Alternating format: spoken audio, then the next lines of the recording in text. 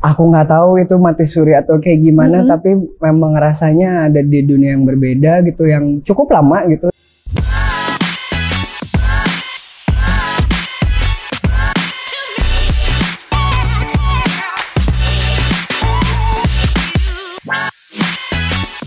Hai Bella, welcome back to Pop Bella Sign In. Sekarang sama aku Niken Ari, dan kali ini aku udah sama, aku deg-degan yang ngomongnya, high school crush aku, Bisma Karisma. Halo, hai Bella. Disebutnya Bella ya? Iya, Bella. Hai Bella, Bella ciao, Bella ciao. sorry. Itu sebenarnya fun fact tapi nggak penting. Ya itu tadi aku crushin Bisma, ya Allah. Sempat tadi off the record dia sempat nonton di Dahsyat. Iya, Bella ke Dahsyat, nonton Smash. Ya Gini juga nggak ya juga? Enggak sih, aku milih yang nggak ikutan. Jadi yang paling pinggir. Nggak dapat nasi kotak dong. Cuman tetap dapat ininya loh. Kan kalau itu dapat uangnya kan, tetap dapat uangnya. Kalau ya malu. Terima kasih loh pada saat itu sudah berkorban waktu sekolah. Oke, pertama langsung aja nih. Congrats buat albumnya Rihlah. Aku udah dengerin full. Oh ya? Suka, kayak ngingetin aku ke band-band awal 2000-an gitu ya. Oke. Aku kagum banget sama liriknya yang aku pikir kan kalau lagu-lagu zaman sekarang tuh yang liriknya terlalu to the point. Kalau ini masih kayak puitis, masih sastra banget, cuman masih bisa dipahami gitu ya. Nah, Oke. Sebenarnya inspirasi utama di balik album ini tuh apa, dan kenapa kamu memilih tema perjalanan spiritual? Sebenarnya nggak memilih sih, ternyata setelah 8 lagu itu tercipta, jadi satu, mungkin bisa jadi dibilang satu bentuk mandala gitu, karena ada 8 track. Dan itu perjalanan aku dari, mungkin bisa dibilang dari tahun 2007 sampai 2024 ini, apa aja yang pernah aku laluin dan perubahan apa saja gitu yang dilaluin lah gitu dari 2007 sampai 2024 ini gitu. Dari selamatnya hidup ternyata dikasih kehidupan lagi gitu di tahun 2007. Terus ada hal-hal perihal percintaan yang mungkin sebenarnya dari segi lirik bisa jadi ini percintaan manusia sama manusia, bisa jadi manusia sama Sang Maha. Ada hal yang kayak gitu juga gitu. Rata-rata kan liriknya ya mungkin bisa dibilang puitis tadi gitu, tapi memang aku ternyata kalau nulis tuh pengen yang multitafsir. Jadi biarin ruang masing-masing aja gitu menanggapinya seperti apa gitu. Tapi buat aku sendiri itu semua masing-masing lagu tuh adalah perubahan hidup dari perjalanan spiritual pun ada gitu. Spiritual karena kan berbeda ya dengan religi ya gitu. Ada itunya tuh gitu. Terus bagaimana menghargai kekuasaan atau penciptaan Sang Maha gitu terhadap malam. Kenapa ada judul lagu Malam juga gitu, bagaimana kita bisa mensyukuri itu dan apa yang dilakukan pada saat itu, momen itu tuh sebaiknya melakukan apa ya, yang kayak gitu-gitu sih. Nah, soalnya kan ini beda banget ya dari kamu yang di boy band itu kan penuh energi, banyak dance, banyak gerak. Sementara ini solo proyeknya tuh lebih kontemplatif. Ya, lebih mungkin bisa dibilang Bisma Smash itu Bisma di keramaian, kalau Bisma Karisma mungkin Bisma di kesunyian kali. Mungkin kayak gitu sih. Oke, iya sih beda banget soalnya. Coba deh dengerin deh Bella. Dengerin deh biar nambah streamsnya.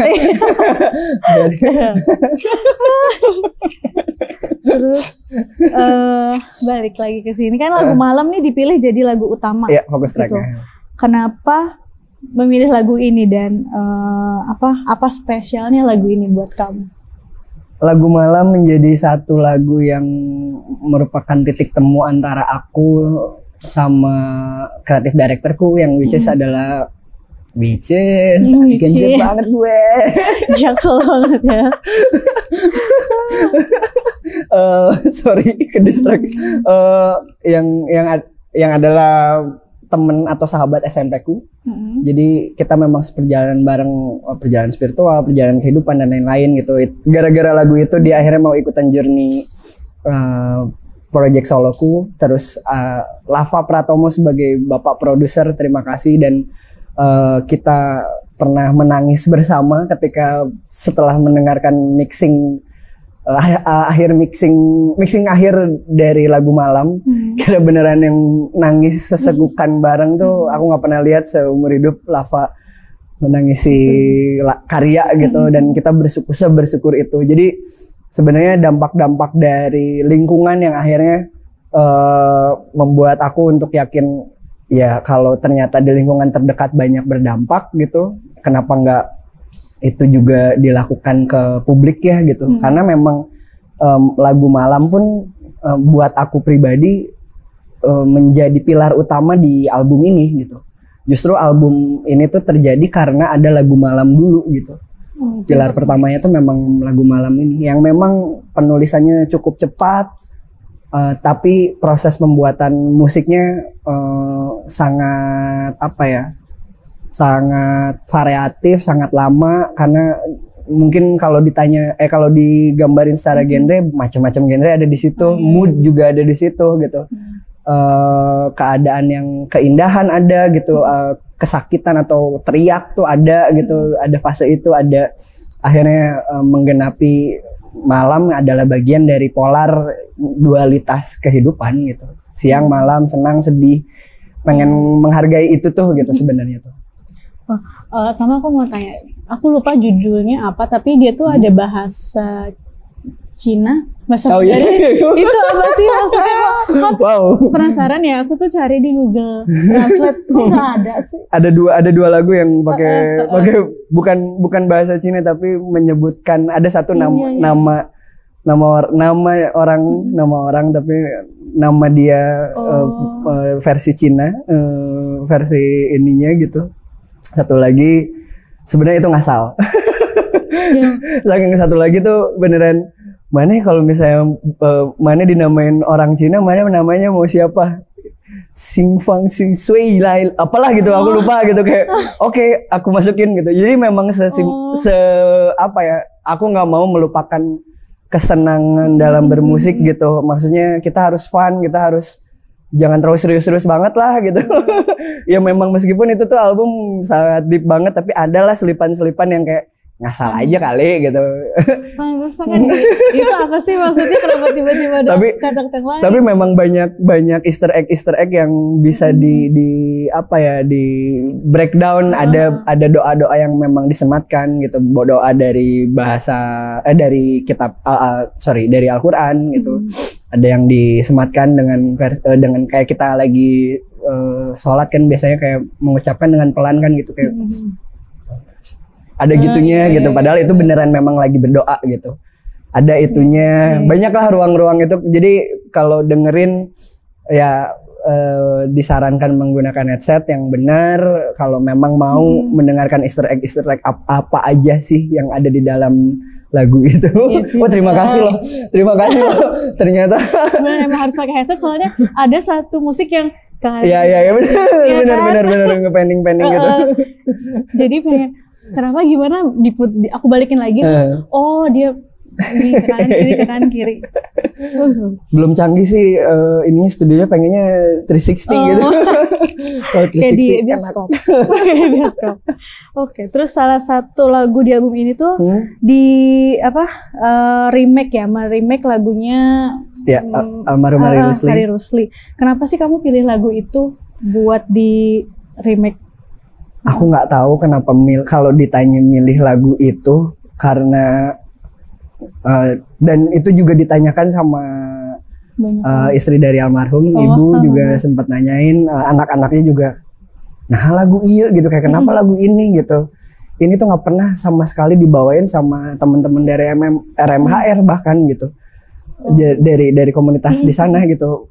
Aku juga nggak tahu gitu pada saat dengerin semua gitu materi, karena memang aku dengerin banget gitu, terutama Ken Arok lah sebenarnya. Tadinya tuh mau Malaria sempat gitu kepikiran, cuman kenapa ini yang kehatian ya gitu. Meskipun secara lirikal tuh belum menelusurin sebegitunya. tapi udah langsung srek ke hati. Begitu begitu di take baru kerasa tuh gitu, ke badan gitu. Wah, ini lagu memang terpilih karena memang aku ada di kondisi yang pas ya gitu untuk menggenapi hidupku sih sebenarnya gitu. Bagaimana lelaki jantan yang hatinya hilang gitu. Ada lirik itu tuh gitu, ada poin itu yang kayak ada maskulinitas tapi di satu sisi ada yang ya semaskulin-maskulinnya orang juga ada hati, ada hal yang nggak bisa gitu dilihat tetap teguh, tetap maskulin gitu. Dan proses pembuatan musiknya pun kalau kalian coba dengerin lagu aslinya cukup sangat berbeda karena ada part yang sangat berbeda banget. Pengen represent beliau almarhum Hari Rusli yang mungkin zaman dulu tuh dulu tuh disebutnya si Bengal dari Bandung. Jadi pengen keismuan gitu loh, kayak pengen dapat ismunya si Bengal dari Bandung. Bagaimana beliau sangat teatrikal banget ketika di panggung, terus instrumen juga eksploratif banget gitu. Ya salah satu inspirasi aku dalam bermusik sih beliau, dan bisa diizinkan sama keluarga. Terima kasih banyak buat semua pihak keluarga. Mudah-mudahan niatku sebenarnya pengen mengenalkan ada sosok beliau di musik Indonesia gitu yang sangat berperan penting untuk perubahan musik Indonesia juga gitu. Mudah-mudahan anak-anak Gen Z dan seterusnya mungkin nanti gitu bahwa bisa mengenal musik beliau. Tapi keluarga beliau udah denger belum lagu ini? Terus gimana reaksinya? Mereka justru tidak kasarnya tidak mempedulikan hasilnya seperti apa, karena justru mereka membebaskan sebegitunya. Karena beliau bilang anaknya bilang kayak ya Babeh tuh justru kalau misalnya ada yang mengubah lagunya ya silahkan dengan versi dia gitu. Justru jangan mematok versi saya gitu. Nantinya akan jadi tidak jujur gitu. Ya kurang lebih seperti itulah. Jadi begitu didengerin ya, oh bisa jadi gini ya gitu ternyata gitu, yang justru kita makin akrab gitu. Aku juga dikasih buku buku biografinya almarhum yang ternyata isinya yang setebel ini isinya kosong semua. Kenapa kosong? Karena menurut almarhum ya kalau biografi isinya jangan yang bagus-bagusnya doang, ya isilah sejujur mungkin gitu ya. Silahkan isi sesuai apa yang kamu tahu tentang aku gitu. Wow. Ya antik banget. Beliau antik banget denger ceritanya juga. Nah, dari 4 single sebelumnya ini yang udah dirilis kan sebelum jadi album tuh ada yang Suri, Frekuensi, Alalia, dan Amin itu. Yang mana sih yang paling dekat dengan hati kamu? Wow. Alalia sih. Alalia tuh. Nah, Alalia tuh apa sih? Oke. Kenapa Alalia? Alalia tuh jadi kebiasaanku adalah ketika aku tidak melakukan sesuatu atau nggak ada kerjaan, aku biasa pakai aplikasi buka KBBI. Jadi makanya mungkin liriknya jadi banyak hal-hal yang ada kosakata yang baru gitu. Dan Alalia tuh ada di KBBI yang artinya tuh kurang lebih intinya tidak bisa mengucapkan secara verbal karena bukan kelainan fisik atau syaraf, bukan yang gagu gitu, tapi ada hal yang mengkristal sehingga ngebuat kita tidak bisa mengungkapkan itu. Kayak misalnya trauma, hal yang traumatis gitu, yang kayak gitu. Dan itu pernah aku alamin banget gitu, sampai dan pernah melihat orang terdekatku juga mengalami sesuatu hal yang sangat berat banget gitu, sampai akhirnya dia juga tidak bisa mengungkapkan itu sedikit pun. Jadi gara-gara itu akhirnya aku nulis judul tuh terakhir. Judul tuh aku nyari banget sampai akhirnya ya lagi iseng gitu. Ini kok bagus banget ya gitu. Dan memang sebenarnya aku menulis itu satu-satunya di 8 track itu aku menceritakan orang lain hanya Alalia saja. Aku menceritakan seorang perempuan yang bisa mengalami hal yang masih hidup aja udah untung sih gitu, masih berani hidup aja udah untung sih gitu ya. Menurutku perempuan sangat luar biasa dengan melahirkan seorang anak gitu, menggenapi kehidupannya untuk mempertahankan kehidupan yang menjaga harga diri gitu, yang kayak gitu-gitunya tuh nggak gampang gitu. Dan melihat sosok itu, sosok yang memang ada di dekatku, aku pengen ngasih hadiah kali ya gitu, hadiah penguat untuk seorang wanita, seorang perempuan untuk bisa selalu bisa berdamai sama apa yang mungkin kalian nggak tahu pernah terjadi sebelumnya, yang membuat kalian belum selepas itu gitu di kehidupan yang sekarang gitu. Makanya di lagu Alelia ada satu momen dari intronya tuh 1 menit itu sengaja sebenarnya supaya masuk dulu ke diri sendiri, apa yang belum beres, apa yang kena gitu. Oh, deep juga ya, deep banget. Gitu. Terus kan aku sebelum interview hari ini, kemarin aku udah riset soal kamu nih. Di beberapa podcast kamu cerita judul lagu Yang Suri itu pengalaman kamu mati suri atau gimana sih? Aku nggak tahu itu mati suri atau kayak gimana, tapi memang rasanya ada di dunia yang berbeda gitu, yang cukup lama gitu pada saat itu ya gitu. Tapi memang waktu operasi itu, pas momen operasi itu hampir 2 hari atau 1 hari, aku lupa. Tapi ada momen yang memang kayak vision gitu loh, beneran ada di satu portal gitu, beneran mengalami banyak hal, melihat banyak hal yang kayak gitu-gitu loh. Jadi bisa balik lagi aja tuh udah gak nyangka, karena memang sebelumnya dari sebelumnya tuh udah beneran berdoa lah gitu, ibaratnya udah melepaskan diri, udah ya sudah gitu, semoga keluargaku sehat-sehat, masih bisa menggenapi hidupnya, aku udah sampai di sini gitu, udah berdoa segala macem, ngalamin yang tadi mungkin kayak lorong waktu gitu, kayak portal. Ada ngalamin itunya sampai ada di kehidupan yang entah itu seperti apa, yang aku juga susah untuk ngasih tahu secara verbal kayak gimana, tapi ternyata masih dikasih kehidupan tuh berarti hidupku harus bermanfaat apa ya gitu untuk diriku sendiri dan sekitar gitu, alam semesta dan makhluk-makhluknya gitu. Jadi dikasih kehidupan lagi tuh, itu justru yang ngebuat aku sadar betapa hebatnya orang yang berani hidup daripada berani mati gitu. Gitu sih. Iya, setiap ini banyak ini ya kesannya, ya ampun. Jadi mau dengerin lagi sekali lagi. Mau dengerin lagi. So kemarin 2 hari ini aku dengerinnya ya sambil di kantor kegiatan. Jadi ya itu tadi yang ke distract nih sama ini, tapi habis itu udah balik lagi. Mau denger lagi. Mau denger lagi. Stream biar naik. Tetap. Terus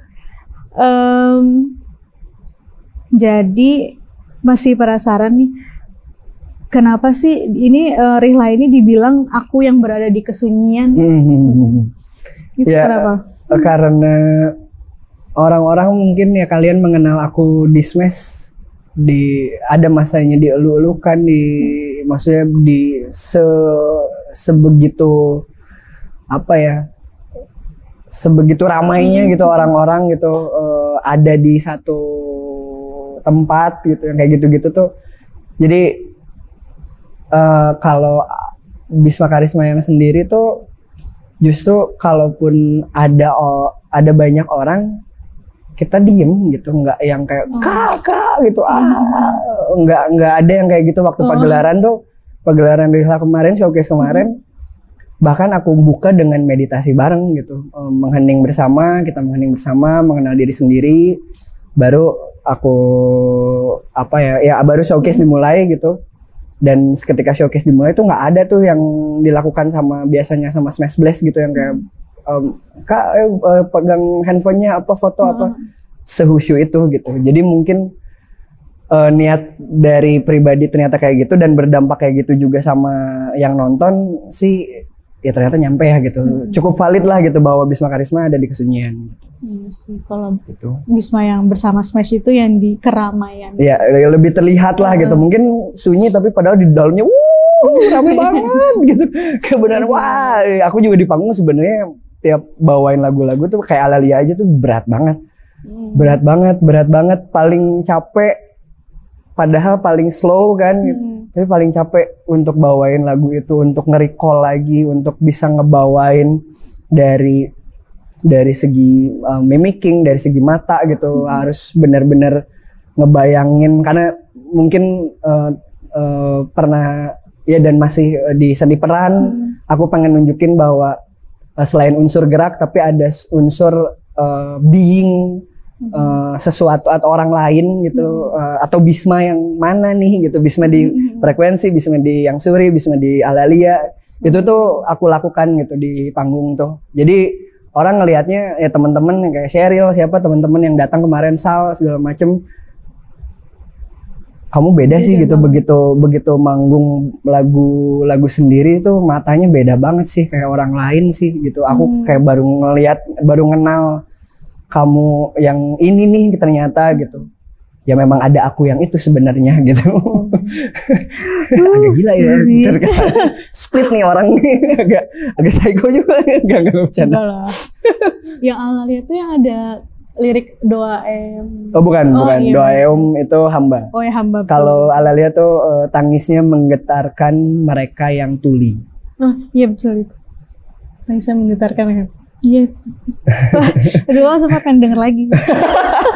Dengerin sekarang bareng apa gitu. Oke, ini pertanyaan terakhir aku. Oke. Setelah Rihlah, apa nih selanjutnya dari Bisma Karisma? Setelah lahirnya Rihlah selama 6 tahun, prosesnya mudah-mudahan bisa dibawa pagelaran-pagelaran Rihlah di kota-kota lain. Aku sih berharapnya itu karena bisa bersilaturahmi bareng sama orang-orang yang baru mungkin, atau justru yang dari 14 tahun lalu gitu, yang akhirnya bisa ketemu lagi dan kenalan ulang gitu.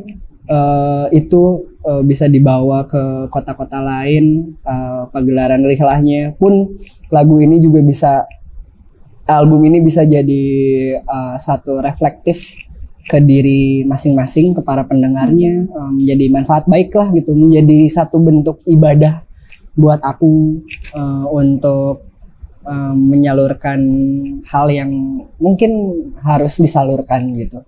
Itu sih yang kalau untuk album Rihlah. Tapi untuk perjalanan karyaku ya, selain memang semoga jadi bentuk ibadah di setiap karya-karyanya,